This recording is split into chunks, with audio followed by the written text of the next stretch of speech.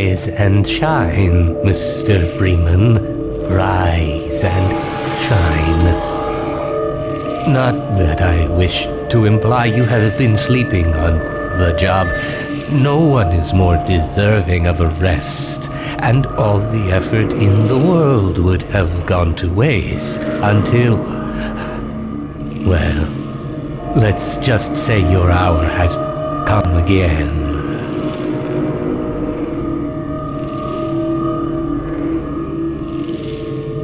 The right man in the wrong place can make all the difference in the world.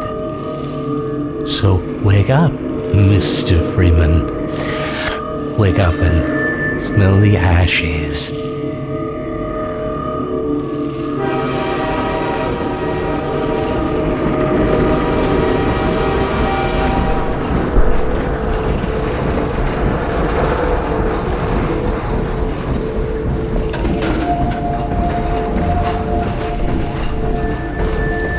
Transfer this year. I didn't see you get on.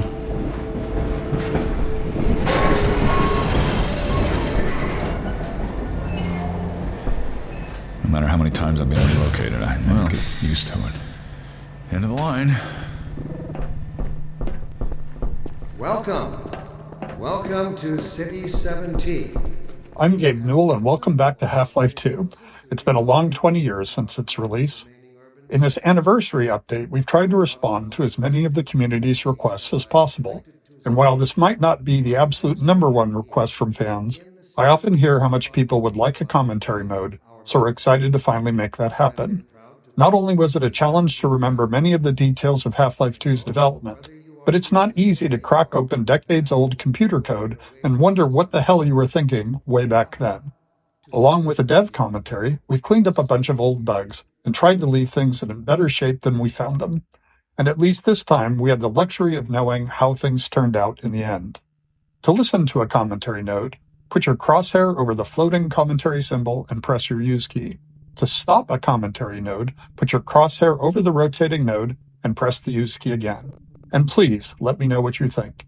You can reach me at gaben@valvesoftware.com. Thanks, and have fun. Welcome to City 17. You have chosen or been chosen to relocate to one of our finest remaining urban centers. I thought so much of City 17 that I elected to establish my administration here in the citadel so thoughtfully provided by our benefactors. I've been proud to call City 17 my home. And so, whether you are here to stay or passing through on your way to parts unknown, welcome to City 17. It's safer here.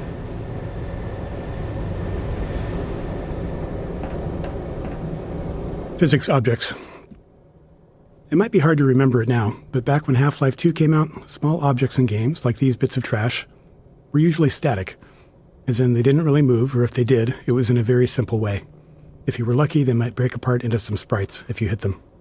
One of the goals for this initial train station section was to really make it clear to players that these kinds of things were properly, physically, actually being simulated in Half-Life 2. They could be picked up, dropped, thrown, broken, moved by other forces, you name it. Here we're starting with just a small thing, showing that trash is being blown by the arrival of the train, or, more specifically, an invisible volume that's triggered by the player leaving the train. My administration here in the citadel so thoughtfully provided by our benefactors. Train station. The beginning of a Half-Life game has a big job to do. We have to introduce players to a new world while teaching them how to interact with it. Players need to quickly grasp what's happening, who the key players are, what threats they face, and how they fit into it all. Above all else, it has to be as fun and interactive as possible. Nailing this takes a lot of iteration and playtesting, especially on the small moments that make up a bigger picture of the game. In this section, we'll highlight some key moments, game design problems, and a few playtests where things didn't quite go as planned.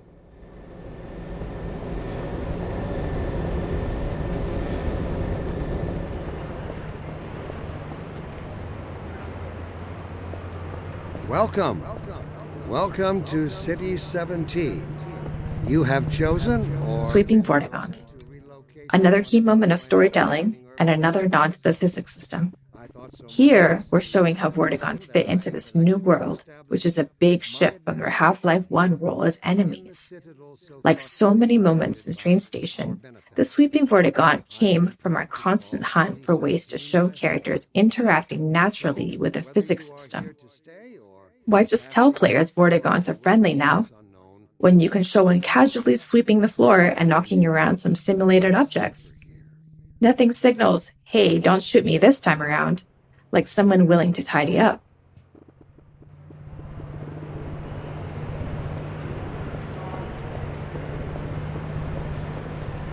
Metro Cop shoving citizens.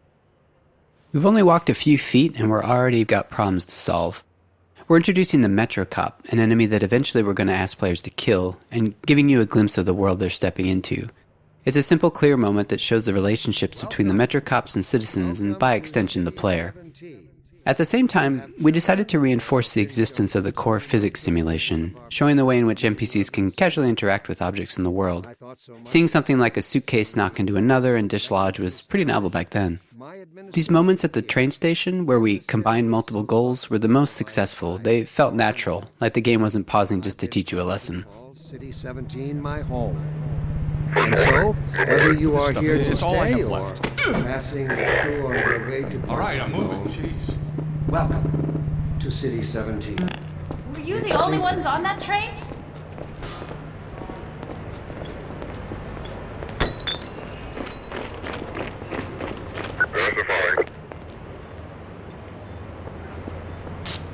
Overwatch stopped our train in the woods and took my husband for questioning. They said he'd be on the next train. I'm not sure when that was. They're being nice, though, letting me wait for him. Citizens. When it came time to design the human citizens of City 17 and the world outside the city, we chose to include a variety of races, ages, and genders. This not only provided narrative context for the Combine's enslavement of all of humanity, but it was also important to us that anyone playing the game could see themselves represented in the Resistance, with everyone on Earth united against the Combine.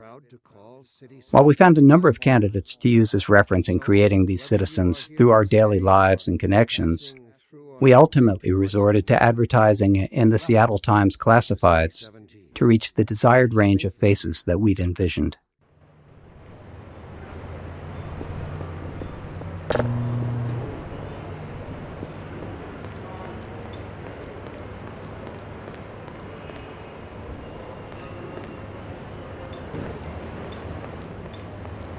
Don't drink the water. They put something in it to make you forget.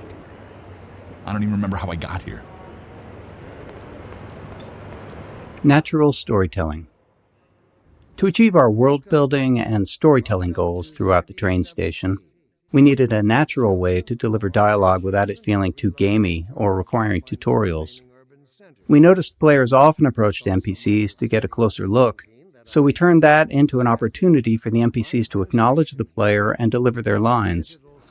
This kept interactions low-key, which was essential since the citizens aren't exactly too cheerful or lively. The simplicity of this approach also aligned with one of Half-Life's core storytelling goals, making the narrative responsive to the player's interest. Some players want to dig into every detail, while others just want to know what to do next. Giving players control over how much story they want to engage with, without it blocking progress, is a goal we always try to maintain in a Half-Life game. Plus, the less complicated a feature is to implement, the more of it we can include. Arrive. And the ones that do arrive, they never leave. Welcome to City 17. I see they took your suitcase too. You have They can't get away with this much or longer. been chosen to relocate to one of our finest remaining urban centers. I thought so much working of up the City nerve to go 17 on. that I elected to establish my administration here in the Citadel. Dr. Breen again? I was hoping I'd seen the last of him in City 14. I wouldn't say that too loud. This is his base of operations. And so, whether you are here to stay or passing through on your way to parts unknown, welcome to City 17. It's safer here. Where are you taking me? Me?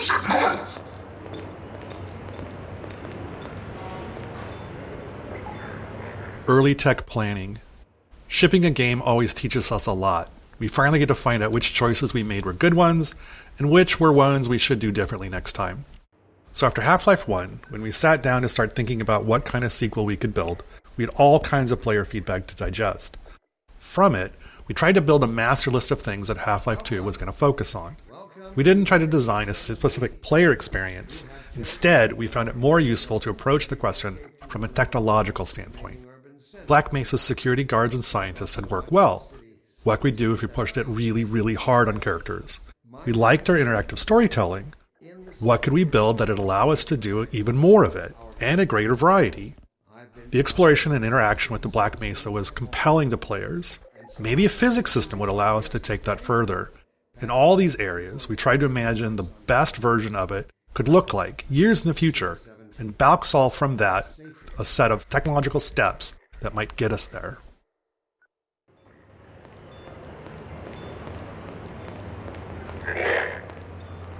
Storytelling.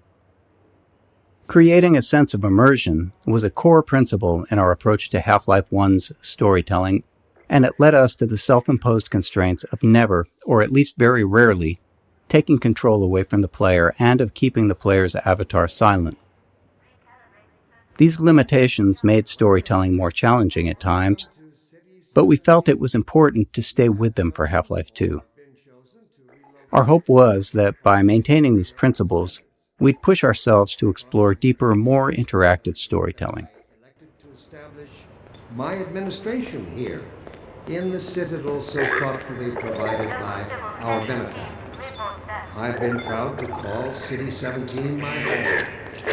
And so, whether you are here to stay or passing through on your way to Parchment, welcome to City 17. It's safer here. This must be a mistake. I got a standard relocation coupon just like everybody else.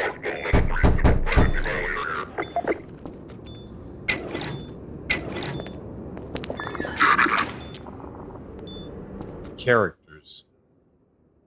In Half-Life 1, security guards and scientists could best be described as archetypes, not individuals. They were abstractions of characters that matched the visual fidelity we could achieve at the time. But as our technology improved with Half-Life 2, we saw an opportunity to move beyond abstractions. The increased visual fidelity of the character models, combined with improvements in animation, made us believe we could focus on creating individual characters, people you would actually care about. We allowed ourselves to write real dialogue and have characters deliver it in a way that felt realistic enough for players to not think about them as pawns in a video game, and hopefully propel our narrative forward. In 2001, a couple of years into development, we were energized by Japan Studios' Ico. Directed by an animator, it blew us away with its reliance on characters as the key connection to the player, giving us the courage to keep pushing forward.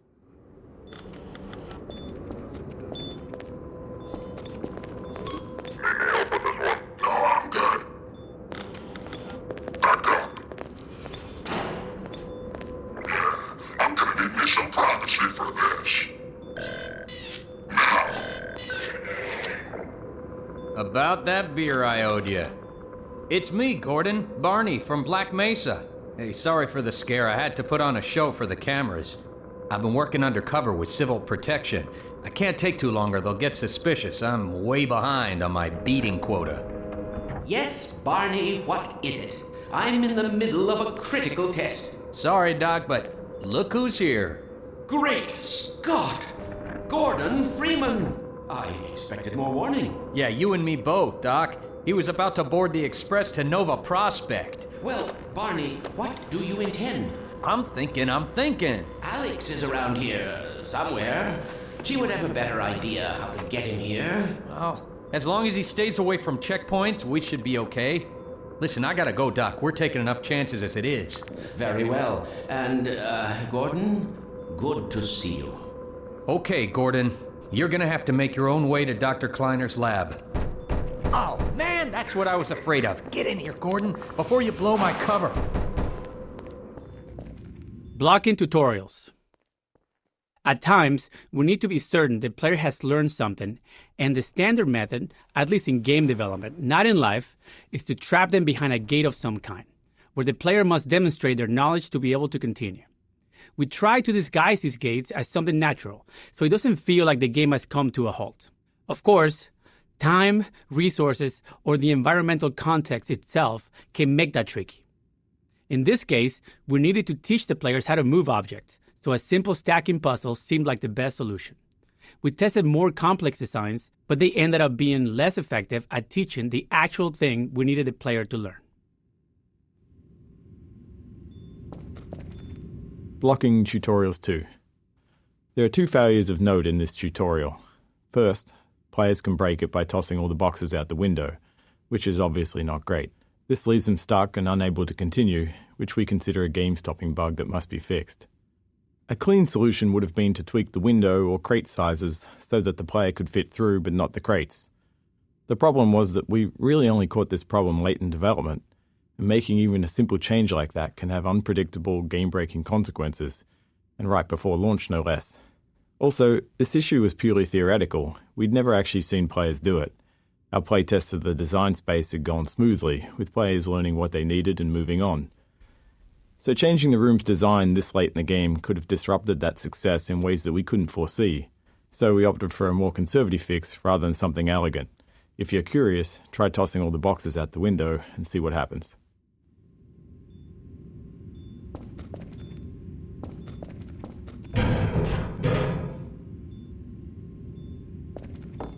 Blocking Tutorials 3. The second failure in this tutorial space is a case of misteaching, where we accidentally teach the players something we didn't intend. This can be hard to avoid without extensive playtesting, since the game is always teaching, even when it's not by design. We cover a more extreme example of this later in Train Station. Some cases of misteaching are critical to fix, like if the player learns the wrong way to use a weapon or interact with a common element of the game. But this one was more subtle. While teaching players to move objects, we also taught them to stack physics objects to escape a space. Normally that's fine, except we don't deploy that puzzle later in the game, and teaching something irrelevant just clutters up their mental toolkit and makes it harder to readily keep useful things in mind later on. Worse, stacking objects to escape the play space become a problem later on, something we had to actively prevent in multiple areas. With so many physics-based objects in the game, blocking this behavior without putting ceilings everywhere wasn't really an option. In the end, we hoped players wouldn't overthink this early lesson, and when playtests showed players getting stuck later on, we made sure not to remind them of it.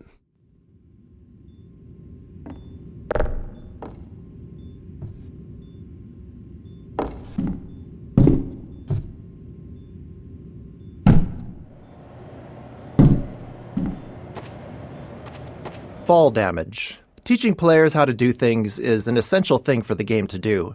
But for them to make confident decisions, they also need to understand the more subtle rules. This small moment covers 2 of those. First, it shows how far the player can fall without taking damage. Second, it introduces a bit of the game's vocabulary, how the game will communicate with them. Players often worry about taking fall damage, but they also worry about taking a step that they can't take back. So here, a welcoming crate to land on signals that dropping down is safe and it's the way forward. And when the crate breaks, it reinforces the physics simulation, and is likely the first time players will see that larger objects can be broken apart.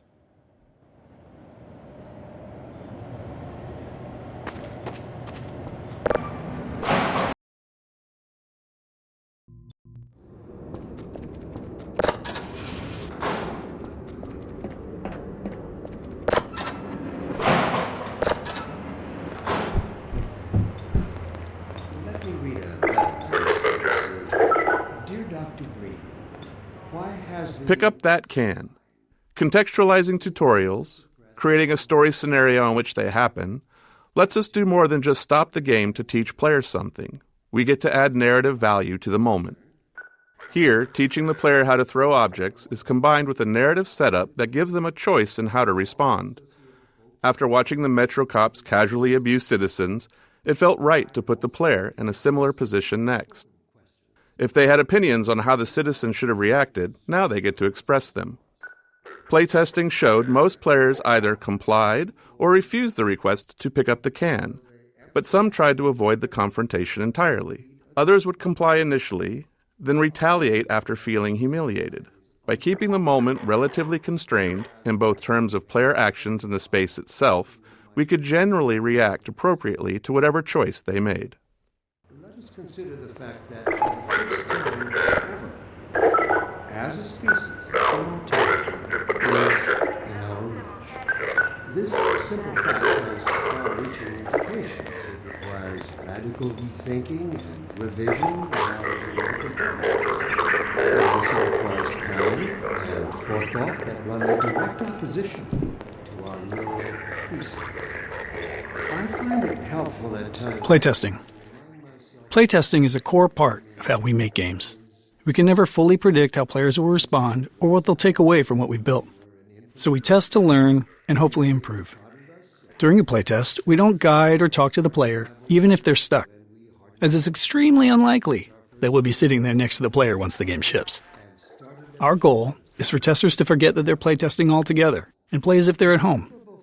Any interruptions risk skewing the data, so we only step in if there's a bug that's blocking progress, or more rarely, if their behavior is so confusing that we need to understand what they're thinking. Its true nature. Instinct has just become aware of its irrelevance. And like a cornered beast, it will not go down without a blood. Gotta be damn hungry to wait in line for this crap. Instinct would inflict a fatal injury on our species. Instinct creates its own oppressors and bids us rise up against them. Instinct tells us that the unknown is a threat rather than an opportunity. I don't know about you, but I'm ready to join civil protection just to get a decent meal. Us away from change and progress. Instinct, therefore, must be expunged.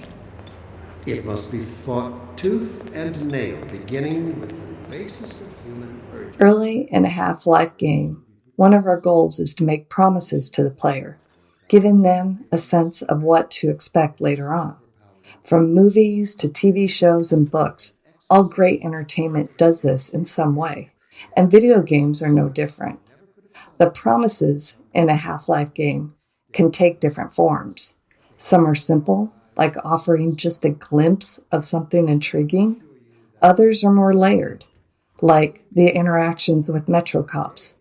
By putting the player in a powerless position against them, we set the stage for that future moment when they can finally get to retaliate. I have it on good authority. He's close at hand.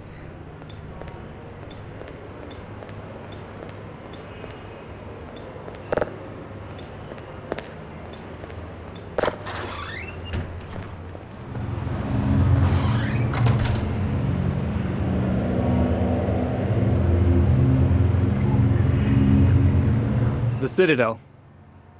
We wanted the player's first view of City 17 to highlight the Citadel and its dominance over the city, representing the Combine's complete and total power over humanity. It also needed to serve as a clear goal. Even at the start, you can see where your journey ends. But despite its massive size, playtesters often missed it. A player's sense of depth and scale can be tricky on a computer monitor. If you've played any games in VR, you'll likely have noticed that scale feels more natural. Anyway, in this case, the Citadel's position above the player didn't help things either, which may be because FPS games train players to focus straight ahead or down at their feet. To improve the chances of players taking in the Citadel, we added birds flying towards the structure. A subtle trick we've found helps guide the player's view. I also detect some unspoken questions. Do our benefactors really know what's best for us? What gives them the right to make this kind of decision? Exploration. After being herded through the train station by Metro Cops, we wanted to give the player a chance to explore. This plaza offered several ways to interact with citizens, Metro Cops, scanners, and the city infrastructure. We aimed for these interactions to continue building the world without needing explicit tutorials, and we refined them until they work naturally, without any real training. Let us consider the fact that for the first time ever, as a species, immortality... Ropes. One of the things we noticed in all of the reference images that we gathered for City 17 was that there were cables and wires everywhere, and that they were a large part of the high-frequency detail in view. We loved the look of these older European cities enmeshed in the haphazard web of modern life. We felt like we needed a solution for cables, ropes, and similar elements, and we wanted them to be dynamic. Our level designers were eager to create plug puzzles, and connecting a cord to each plug helped players better understand the mechanics. Early in production, we built a rope system and iterated on it throughout development. Under the hood, each rope is made of multiple segments stretched between the two endpoints, and they can move independently. Each segment acts like a spring and responds to forces in the game, such as a gentle wind or the passing of a Combine gunship overhead. When rendered, each segment is shown facing the camera and is bump mapped, which is crucial for giving the ropes a realistic, rounded appearance. Instinct has just become aware of its irrelevance. And like a cornered beast... Playtesting Anecdote 1. One memorable playtest reminded us that we can never be certain what players are thinking or what lessons they've taken from their experience. This tester, after playing from the start and stuck trying to open a door, spent several minutes going back and forth between the game and the keyboard settings. When we asked what they were looking for, they said they were searching for the inventory controls, thinking they could use an item they'd picked up earlier to unlock the door. While we'd seen them collect and drop several physics objects, they'd misunderstood what was happening. The tester believed that pressing the use key while holding an object moved it into an inventory because the item dropped straight down. We knew it was just gravity, but their assumption wasn't crazy. Some adventure games of that era did slide items into an invisible inventory that way. We explained there was no inventory, and the playtest continued. Later, we considered whether we needed to address this, but since no other playtesters had the same confusion, and all of our potential solutions were more heavy-handed than necessary, we decided it was an outlier that was okay to remain unaddressed. It served as a good reminder, though, of how even the most subtle, overlooked details can mislead a player. We no longer need it. And that day of transformation, I have it on good authority, is close at hand.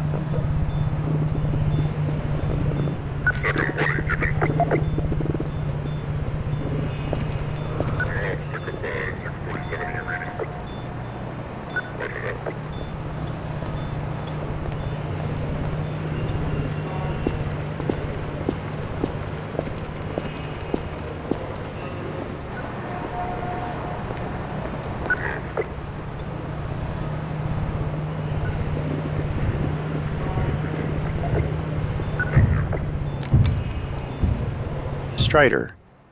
This simple moment is a promise that you'll encounter this enormous thing later in the game. Even an uncomplicated scene such as this really does require a lot of playtesting and iteration because of Half-Life's goal of not taking control away from the player.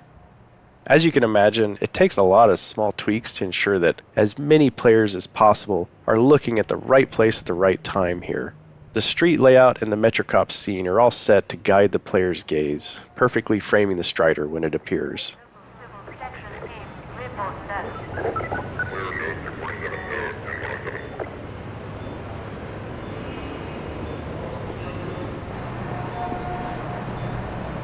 Early game exploration. Up until this plaza, the player likely hasn't had to think much about their path, as it's been clear and straightforward. But here, we wanted to encourage exploration, which meant making the way forward less obvious, which can produce a feeling of being lost or, worse, confused, as you might expect. These kinds of shifts can be tough, especially early in the game, when the player is still learning the game's guidance cues. Here, it's further complicated by force-fielded checkpoints, which allow NPC citizens to move through, but restrict the player, leading many playtesters to believe that there was a way to bypass them. Ultimately, it was extensive testing that helped us find the right visibility for the alley forward, using lighting, layout, and a wooden crate, an object players have already used as a sign they're headed in the right direction, all to subtly guide them forward.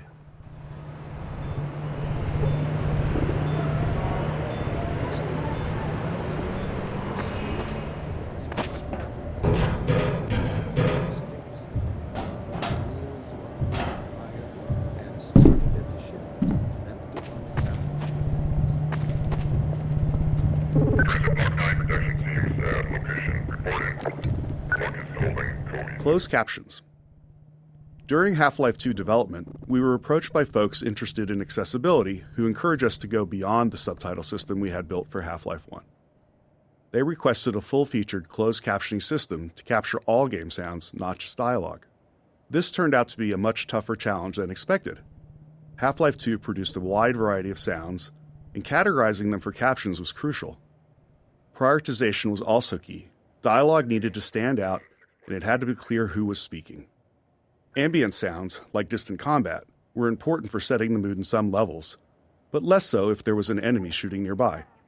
Our level designers also often reuse sounds in different contexts, so sound might require captioning in one area, but not in another. Ultimately, every sound in the game ended up with its own caption data, formatted almost like a small version of HTML, giving us control over the visual style of each caption. As with the audio files, the caption data was too large to keep in memory, so we built an asynchronous caching system to handle it efficiently.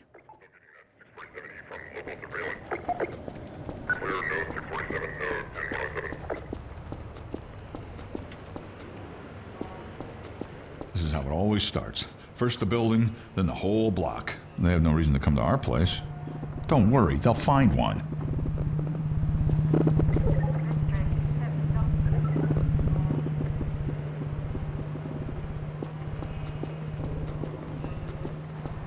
Physics simulation. Even though we began Half-Life 2 with a functional third-party physics simulation, it still took us years of additional work both on the simulation itself and its integration into the game until we felt like we could meet our designers' ambitions. Maintaining a shippable level of quality and performance was something we knew would be a challenge along the way, but the more subtle issue was actually figuring out what to simulate and to what extent. We can't simulate everything, and even if we could, there are game design reasons why the experience is better when we don't. In many cases, we deliberately bend the simulation to improve the player's experience. These adjustments usually go unnoticed because they align with player intentions. For example, we disable collisions between the player and large objects to let them turn in narrow spaces, or we tweak the Combine rifle's alternate fire to gently guide the Combine ball toward enemies, making it more effective.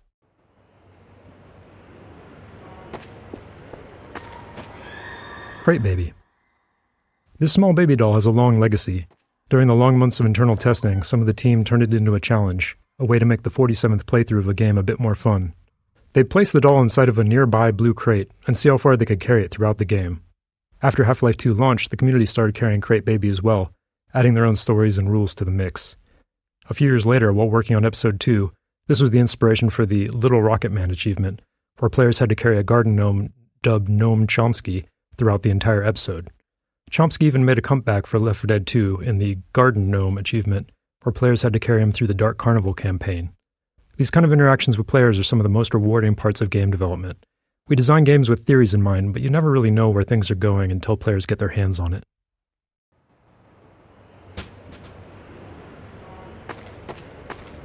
Physics Simulation 2. Areas where game design or other constraints impacted the physical simulation often required extra tuning to keep the simulation from blowing up. As an example, early on we experimented with increasing the simulation on the player entity, which is to say, make player movement much more a part of the physical simulation of the world. We knew this might make movement feel less precise, but hoped it could lead to some novel experiences. However, after tuning the movement to match the less simulated version, we hit a major problem. The physical force needed for the player to move at their usual speed was so high that simply running into other simulated objects could result in death from the impact. We iterated on it, but ultimately couldn't find a solution we liked and reverted to the less simulated movement. However, this wasn't exactly the easier path. It introduced new challenges with how the less simulated player interacted with the more simulated objects in the game. But it did allow us to deliver the precise movement experience we wanted.